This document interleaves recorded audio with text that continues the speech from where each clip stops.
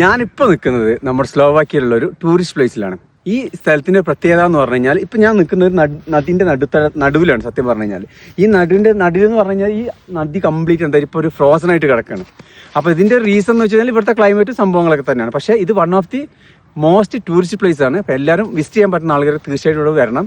അപ്പോൾ ഈ സ്ഥലത്തിന്റെ പ്രത്യേകത എന്ന് പറഞ്ഞു കഴിഞ്ഞാൽ ഇതിന്റെ താഴെക്കടയിലാണ് ഇവിടെ അടുത്തുള്ള സമുദ്രങ്ങളൊക്കെ വെള്ളത്തിന്റെ ഒരു ഒഴുക്കുണ്ടാവുന്നതാണ് ഇവിടുത്തെ ചരിത്രം പറയുന്നത്.